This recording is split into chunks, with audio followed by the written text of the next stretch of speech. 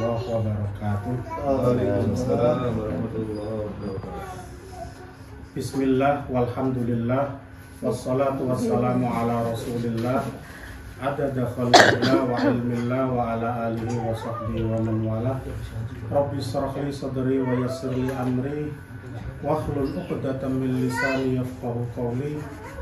Allahumma anfa'na bima 'allamtana wa 'allimna ma yanfa'una wa zidna ilman yanfa'una.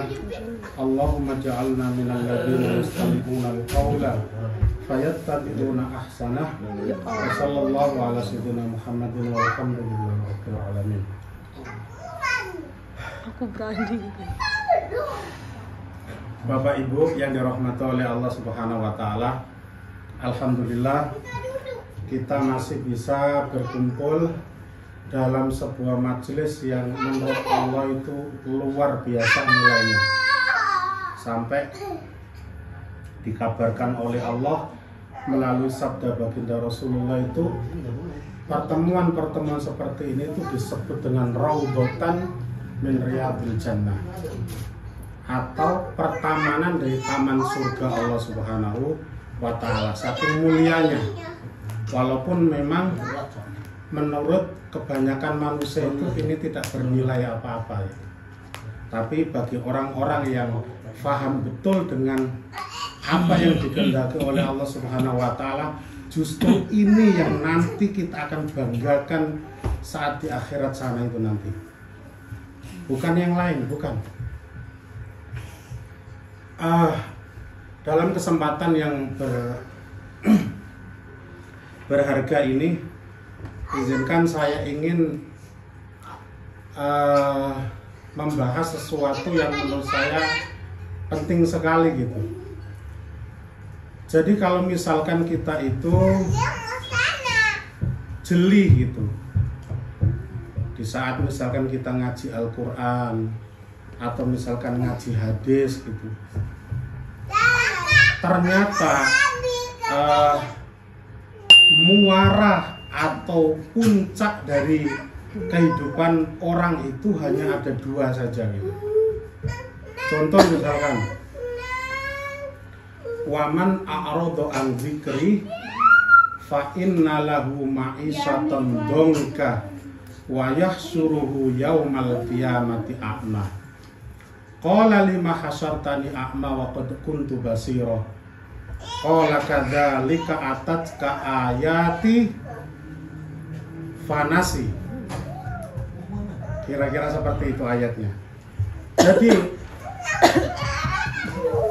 apapun yang dilakukan oleh manusia itu intinya hanya ada dua titik saja. Titik yang pertama adalah golongan orang-orang yang berpaling dari ajaran Allah Subhanahu wa taala. Jadi waman a'rada an dzikri, barang siapa yang berpaling dari ajaran Allah, baik berupa itu yang berasal dari Al-Quran ataupun dari Al-Hadis, mereka berpaling dari ajaran Allah ini.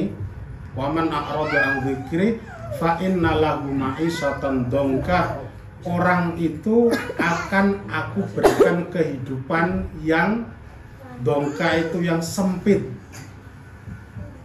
Jadi dalam arti orang boleh dia punya harta kekayaan banyak, orang punya boleh uang banyak, orang boleh punya rumah mewah gitu. Tapi karena sudah sunnatullah, ketika dia itu berpaling dari ajaran Allah Subhanahu wa taala, itu sudah pasti kehidupannya itu sempit.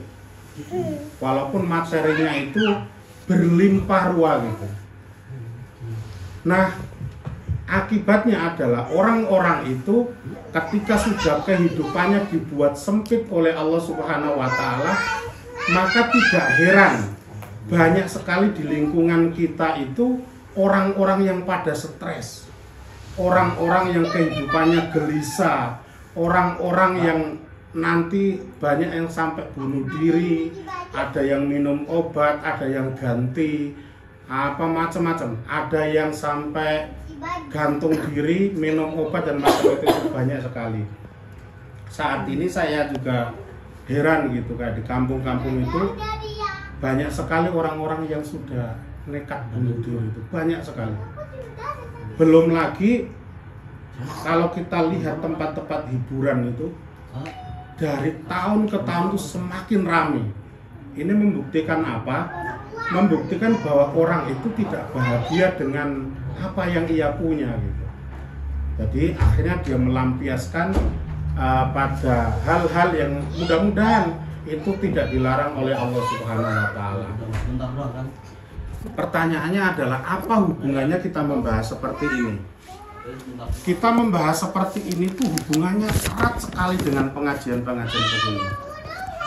Jadi orang-orang sebenarnya ya, orang-orang itu yang masih mau ngaji firman Tuhan, masih mau ngaji sabda baginda Rasulullah SAW, itu otomatis dia itu adalah orang yang suatu saat nanti akan menguraikan kegelisahan banyak orang.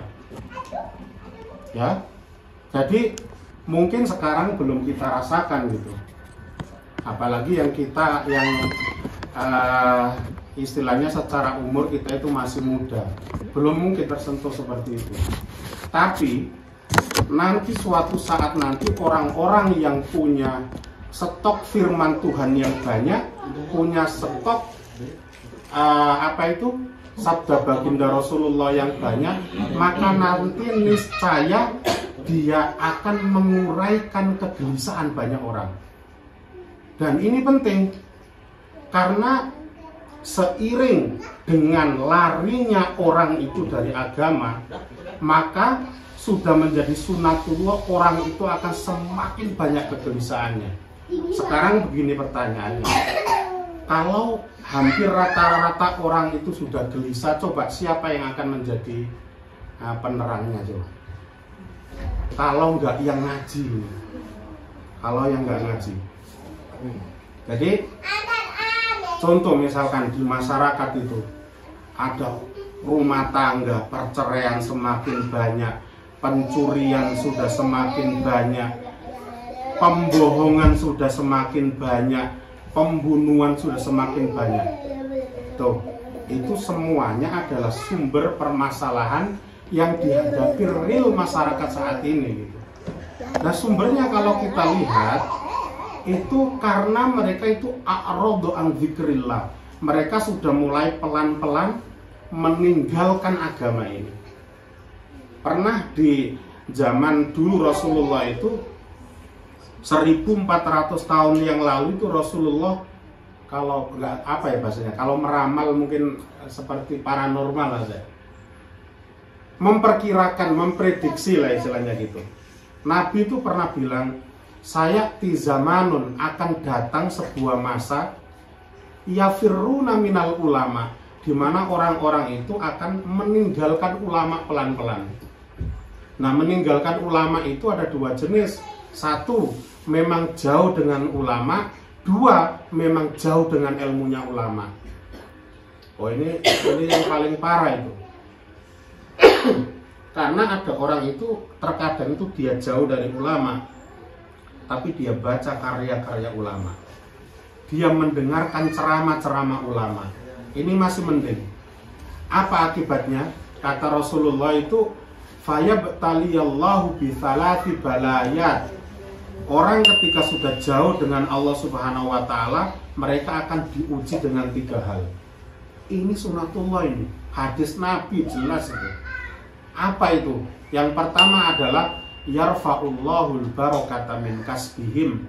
Maka Allah Subhanahu wa taala akan mengangkat keberkahan dari semua yang kita kerjakan. Makanya tidak heran misalkan ada orang dia bekerja pagi dan malam gitu, uangnya terkumpul banyak, tapi uang itu nggak ada manfaatnya sama sekali. Justru malah menjadi sumber permasalahan di dalam rumah tangganya. Banyak itu. Atau misalkan jenisnya lain. Misalkan uangnya terkumpul banyak, tapi ternyata dari kenakalan anaknya saja akhirnya hilang semua itu. Ya, sekarang itu kita lihat kan banyak sekali itu, betapa banyak orang itu yang kaya raya, ternyata anaknya nakal, pamer-pamer kemewahan, hancur semuanya kan. Dan bukan hanya satu orang yang kena, padahal yang melakukan hanya satu orang. Kenapa ini semua? Ini semua adalah karena a'radu an dzikrillah, semuanya itu. Makanya ini nanti akan jadi tugas berat dan tugas mulia bagi orang-orang yang terus belajar di dalam agama Allah Subhanahu wa taala. Banyak. Kemudian ada lagi misalkan ada orang itu ngumpulin uang terus, tapi dicoba dengan sakitnya anaknya dan lain sebagainya. Akhirnya uangnya nggak ada sama sekali. Ada orang misalkan yang dari hasil kerjanya itu dia bisa beli mobil, tapi nggak lama mobilnya justru jadi banyak permasalahan. Ngadat ini, ngadat itu, tilang ini, tilang itu, nabrak ini, nabrak itu. Ada lagi misalkan yang berupa rumah misalkan ya. Rumah walaupun mewah ketika nyarinya tidak benar, tidak didasarkan dengan agama, karena a'radu an dzikri tadi itu, rumah yang mewah juga bukan menjadi ketenangan, tapi justru akan menjadi sumber permasalahan. Itulah jenis akibat dari orang-orang yang berpaling dari agama Allah Subhanahu wa taala.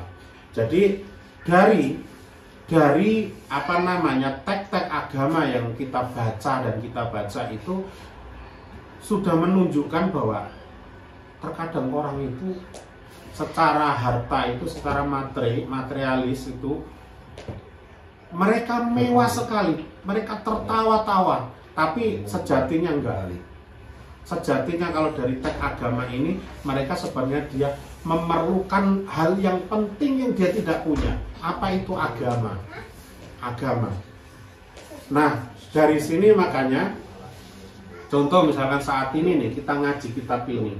Kitab ini saat ini kan hanya membahas mengenai masalah hal-hal yang keseharian. Contoh misalkan keutamaan sholat tepat waktu, kemudian fadilah adzan, fadilah shaf awal, hanya gitu-gitu aja kan. Makanya banyak di antara teman yang komen ke saya itu, materinya nggak menarik, itu saja gitu. Allahu Akbar, saya itu tersentak karena saya sudah baca gitu. Dan omongan itu ada benar ada salahnya. Materinya itu aja gitu.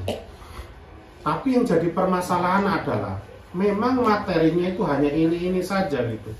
Materi pokok dari ritual kita gitu, pokok sekali, dasar sekali gitu. Tapi permasalahannya adalah apa benar memang kita sudah menguasai betul ya? Walaupun seharusnya ini kan sudah tuntas gitu. Kenapa ini kok masih belum tuntas terus? Ya mohon maaf, karena ini sebabnya adalah karena kemalasan kita. Kita misalkan seumur saya udah 40-an nih ya, yang begini saja misalkan ketika belum selesai karena kita malas, nggak mau belajar. Padahal ini harusnya setingkat aliyah itu udah selesai. Contoh misalkan keutamaan shaf awal, jamaah, tata syaratnya jamaah, itu kan harusnya udah tuntas. Nah yang jadi masalah bagi orang-orang yang bertanya, materinya gitu-gitu aja. Kalau seandainya saya tanya apa itu keutamaan shaf awal, apa keutamaan adzan dan lain sebagainya, kira-kira Anda bisa jawab nggak? Dan hampir rata-rata orang nggak bisa jawab, kecuali hanya yang diingat sedikit-sedikit saja. Itu real itu. Padahal ini seharusnya penting sekali gitu, penting sekali. Nah itu tadi ya. Jadi inti manusia itu nanti adalah ada orang yang berpaling. Nah yang pertama. Nah akibat dari orang-orang yang berpaling itu tadi akan banyak kegelisahan dalam lingkungan kita. Siapa yang akan menyelesaikan ini? Orang yang belajar. Percaya deh, kalau kita jujur belajar, dimanapun kita nanti akan bermanfaat. Yakin dari teks yang ada ya, dari teori itu. Satu, jadi orang nanti diramal oleh Nabi, diprediksi oleh Nabi, suatu saat nanti akan ada zaman di mana orang akan semakin menjauh dengan ulama, karena ulama itu adalah lambang agama, berarti orang itu menjauh dari agamanya. Dan ketika orang sudah menjauh dari agamanya, maka Allah akan mengangkat keberkahan dari hidupnya. Allah akan mengangkat keberkahan dari apa yang ia kerjakan. Itu udah sunatullah, udah sunatullah.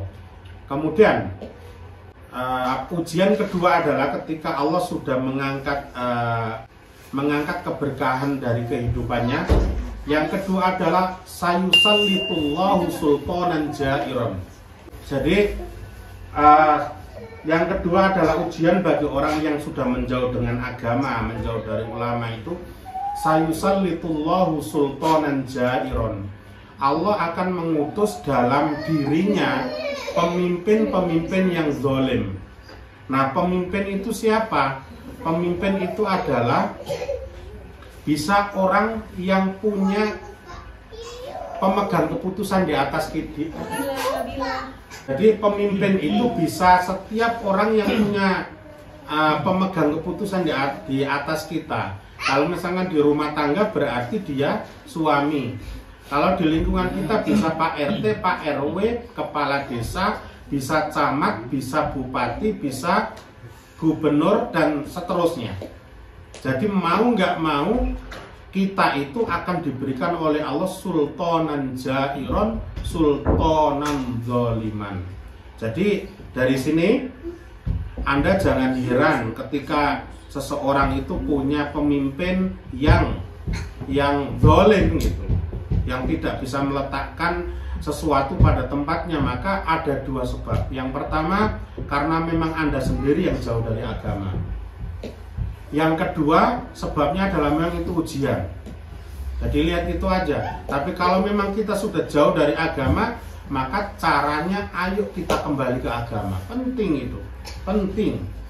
Mungkin bagi kita yang muda-muda begini nggak begitu penting.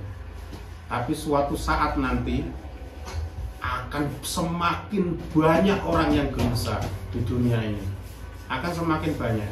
Makanya siapa yang mampu menjadi pengentas kegelisahan itu, siapa yang mampu menjadi dokter saat orang-orang itu gelisah, maka dia yang akan banyak pahalanya. Makanya di sini pentingnya ngaji itu di situ. Jadi dari situ juga bisa kita pahami, terkadang ketika kita itu melihat pemimpin-pemimpin kita yang zalim itu, kita harus ngoreksi diri kita dulu. Makanya ada dua cara bagaimana memperbaiki seorang pemimpin. Itu satu adalah ibda min nafsik, ibda binafsik, mulai dari dirimu sendiri. Jadi ayo masyarakat itu kita kenalkan agama, kita perbaiki dari individu. Nanti niscaya akan ada pemimpin yang sama dengan yang dipimpin. Kama yuwalla alaikum, kan istilahnya. Kama yuwalla alaikum. Jadi kalian itu akan dipimpin persis seperti Anda. Kalau kita itu kualitasnya rendah, kita juga akan dipimpin oleh orang yang kualitas rendah. Jadi makanya dari situ para ulama itu ada dua kelompok besar bagaimana memperbaiki negara itu. Yang pertama, ayo kita mulai dari individu. Yang kedua, ayo kita mulai dari pemimpinnya gitu. Dan masing-masing punya pergerakan tersendiri. Itu karena melihat dari hadis ini tadi, sayusallitullahu sultanan jairon. Orang kalau sudah jauh dari agama. Kenapa kok bisa jair? Ya gimana? Orang yang pinter saja ketika dia menghukumi, ketika dia memimpin kadang salah, apalagi kalau nggak punya ilmu gitu. Nah, yang terakhir yang paling mengenaskan,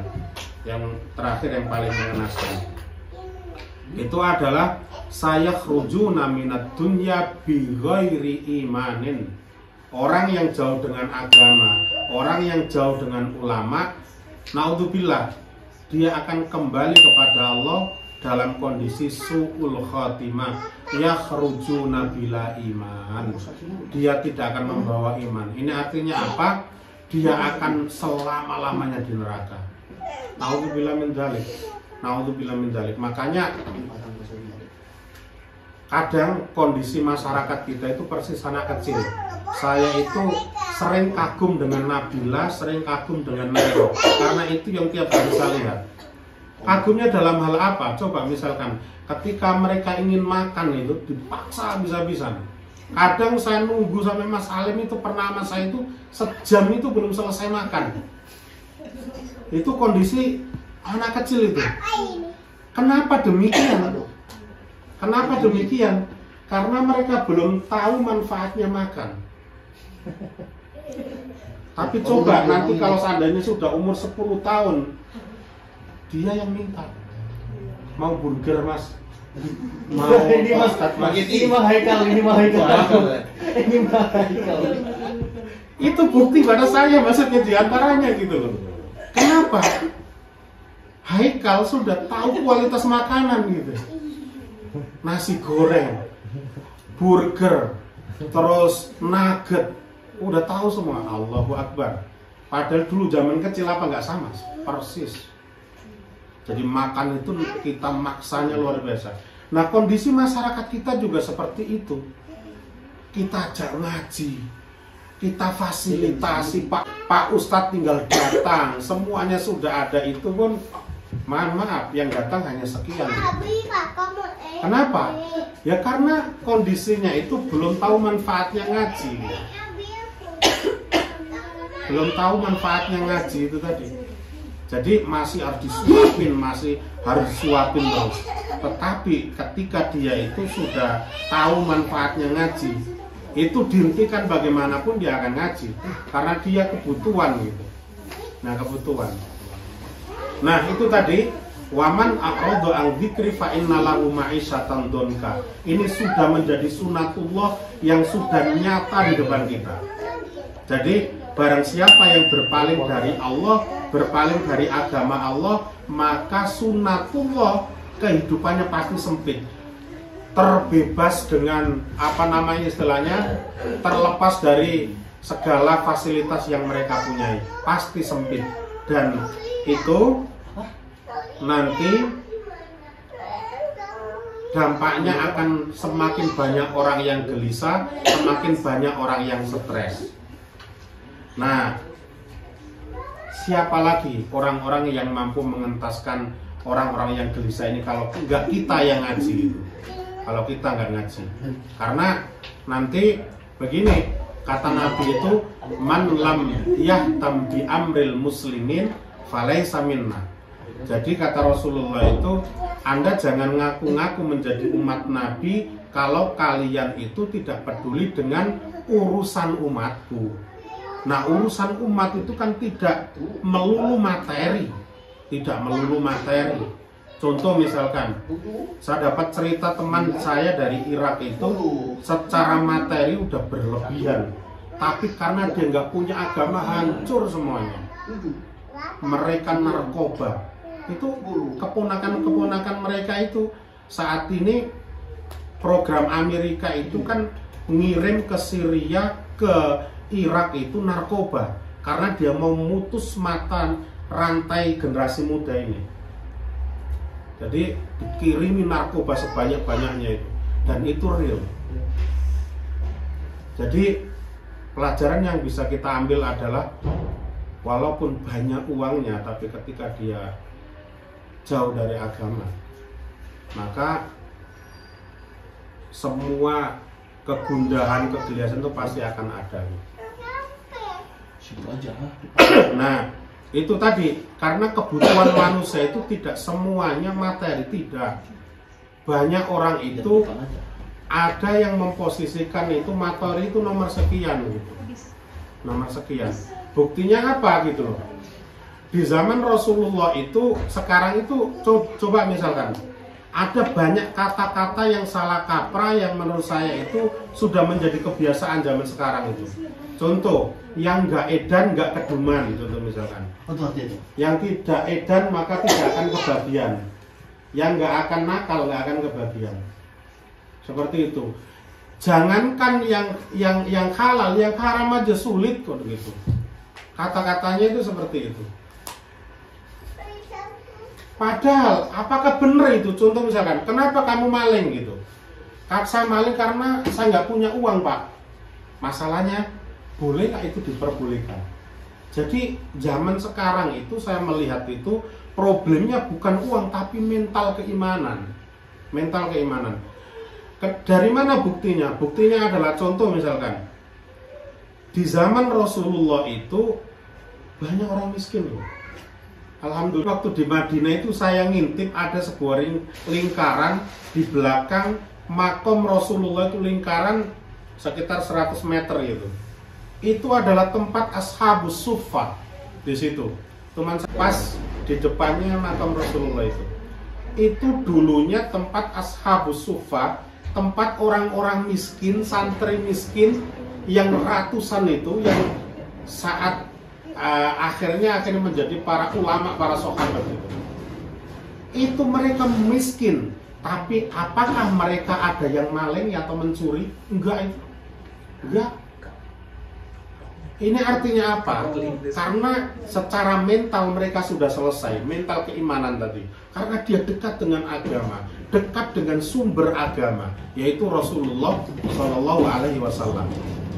Makanya tidak heran, Sayyidina Umar itu pernah ditanya begini, ayyuhuma afdol, mana yang lebih baik, al-ghaniyus syakir, orang kaya yang bersyukur, wal fakirus sabir, dan orang fakir yang sabar. Jadi lebih baik mana gitu? Orang kaya yang syukur dan orang miskin yang sabar. Apa jawaban Sayyidina Umar? Orang yang secara karakter, secara keimanan, secara keagamaan sudah mateng gitu. Jawabannya nggak seperti kita. Orang kita kan milihnya ya enakan yang kaya dong.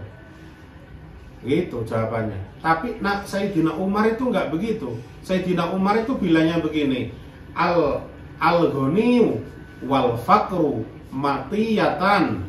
Jadi kekayaan, kemiskinan itu ibarat kendaraan yang mampu mengantarkan saya ke surga atau ke neraka. Matiyatan itu. Fala ubali ayyuhuma arkab. Aku tidak peduli mau naik yang miskin atau naik yang kaya. Tuh. Karena dia udah selesai. Kalau dia kaya tahu ilmunya, kalau dia miskin ada ilmunya. Makanya di Arba'in Nawawi kemarin tuh kita belajar keutamaan al-faqr, keutamaan menjadi orang miskin. Artinya bukan berarti mendukung kemiskinan, tapi kalau seandainya kita itu ditakdirkan miskin oleh Allah, bagaimana gitu yang baik itu. Jadi seperti itu. Jadi Nabi Muhammad pun ada beberapa periode gitu. Nabi Muhammad pernah kaya raya, Nabi Muhammad pernah pertengahan, Nabi Muhammad akhirnya terakhir itu memilih miskin saja. Allahumma ahyini miskinan wa amithu miskinan gitu.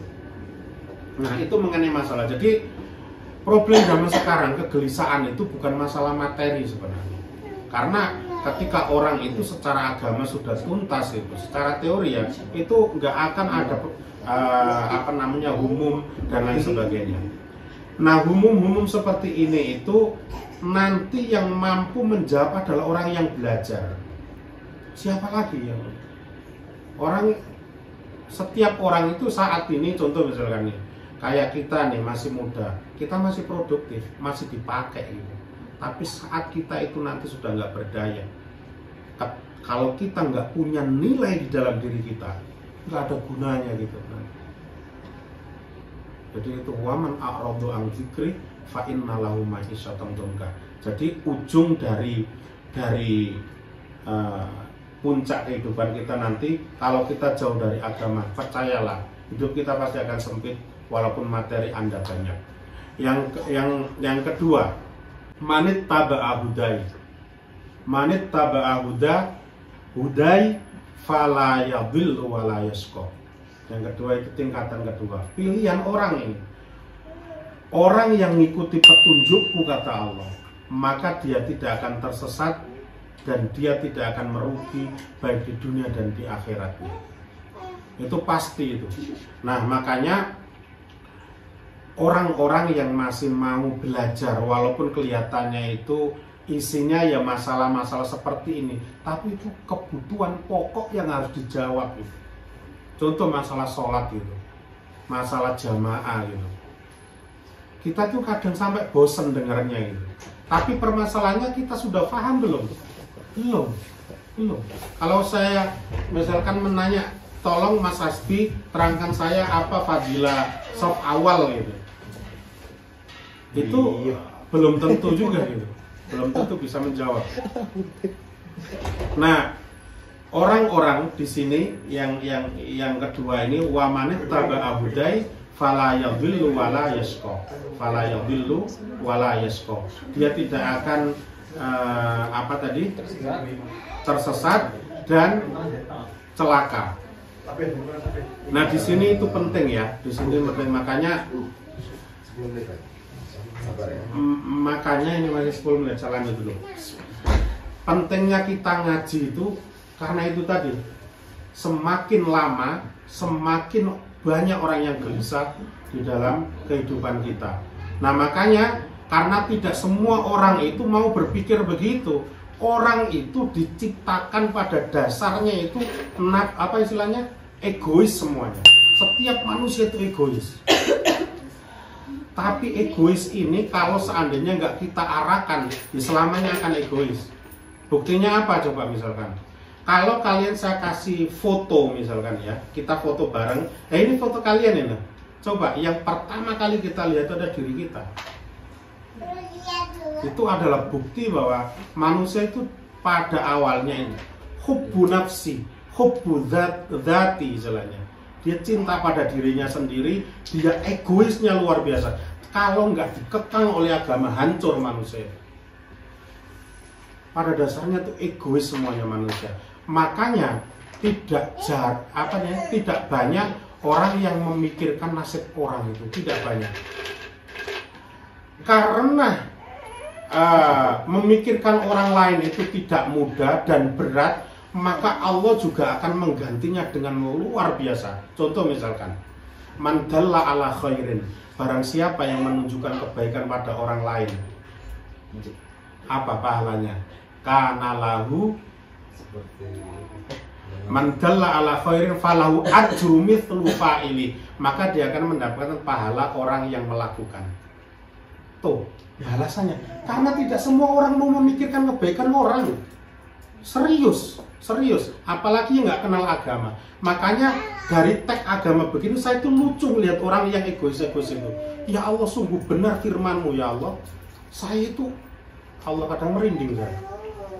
Kalau melihat orang yang egois, orang yang cuek, nggak memperhatikan lingkungannya itu, sungguh benar firman Tuhan. Yang menciptakan manusia itu semuanya egois. Jadi karena begitu beratnya, man dalla ala khairin falahu mithlu ajri fa'ili. Orang yang menunjukkan kepada kebaikan, Allah yang jamin. Maka tidak ada orang yang alim, orang yang dekat dengan Tuhan, yang bermanfaat dengan manfaatnya terlantar, itu nggak ada. Rizkinya dia akan datang terus, yakin serakin-yakinnya. Tapi ya jangan sebagai orang alim ini fitnah juga kalau nggak hati-hati. Kalau nggak hati-hati itu nanti jadi fitnah juga. Contoh misalkan ketika ada rizki ke kita itu, bagaimana harus kembali ke agama lagi. Coba, karena misalkan memikirkan nasib orang itu susah, Allah juga akan membalas. Contoh misalkan begini, innal alim, orang-orang yang alim itu la yastaghfiru lahu kullu syai'. Orang yang alim yang memberikan ilmu kepada banyak orang itu, maka semua yang ada di dunia ini akan memintakan ampun kepadanya. Hatta namlah fi hujriha. Coba bayangkan sampai semut pun mendoakan dia. Hatta hut fil bahar, sampai ikan yang ada di laut itu mendoakan dia. Jadi subhanallah. kalau kita lihat misalkan ya, kita amati itu apa hubungannya semut, apa hubungannya ikan, dia mendoakan kita gitu. Dia mendoakan kita. Karena mereka ternyata alam semesta ini dia akan mendapatkan manfaat dari orang alim. Dia akan mendapatkan manfaat dari orang alim. Contoh misalkan kebersihan lautan, kebersihan lingkungan, itu kan semuanya akibat dari ilmu para ulama. Akibat dari ilmu para ulama itu tadi. Masih lama ya? 2 menit lagi. 5 menit lagi. 5. Ya masih. Udah, Om, gua aja, Om. Terima kasih pemerhati. Nah itu tadi ya. Ya? Jadi saya jadi lupa karena lihat jam tadi. Ngeplay. Jadi Allah itu atau dalam bahasa gampangnya begini loh. Orang yang mau memikirkan kepentingan orang, maka niscaya dia akan dipikirkan orang. Itu jawabannya. Dan itu dijamin oleh Allah Subhanahu wa ta'ala. Man tafaqqaha fi dinillah kafahullahu ma hamma wa razaqahu min haitsu la yahtasib.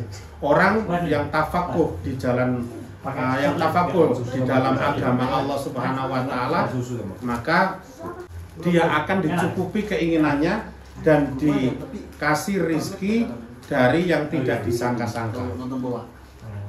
Jadi ini bapak-bapak yang terakhir, Bapak Ibu. Jadi inilah gunanya kita ngaji, karena semakin hari semakin banyak orang yang umum, semakin banyak orang yang gelisah. Kalau tidak ada yang menjawab ini semua dari pengajian-pengajian ini, maka siapa lagi? Mudah-mudahan walaupun kita kontribusinya nggak banyak, nggak ada masalah loh, nggak ada masalah. Yang penting kita, ini udah maghrib belum? Belum. Kita masih berhenti. 5 menit. Jadi walaupun kontribusi kita ini tidak banyak, tapi menurut Allah Subhanahu wa ta'ala ini luar biasa. Yang penting adalah bukan berapa besarnya kontribusi kita dalam agama, tetapi yang penting posisi kita di situ. Yang penting posisi kita itu di situ. Contoh misalkan dulu zaman Nabi Ibrahim itu dibakar, ada semut itu bawa air loh. Waktu Nabi Ibrahim itu dibakar itu ada semut yang membawa air. Pas ditanya oleh setan, ngapain semut deh, diketawain. Ngapain kamu semut bawa air? Saya mau memadamkan api yang membakar Nabi siapa? Ibrahim kata setan, hahaha, mana mungkin dia bisa mematikan lampu begitu, kata, diremehkan semut itu. Tapi apa jawaban semut itu? Dia bilang begini, bukan yang terpenting itu bukan bagaimana saya memadamkan, tapi sikap saya terhadap kebenaran. Jadi yang penting adalah sikap kita terhadap kebenaran. Jadi itu kenapa pentingnya kita ngaji tadi. Wallahul muwaffiq ila aqwamit thoriq. Wassalamualaikum warahmatullahi wabarakatuh.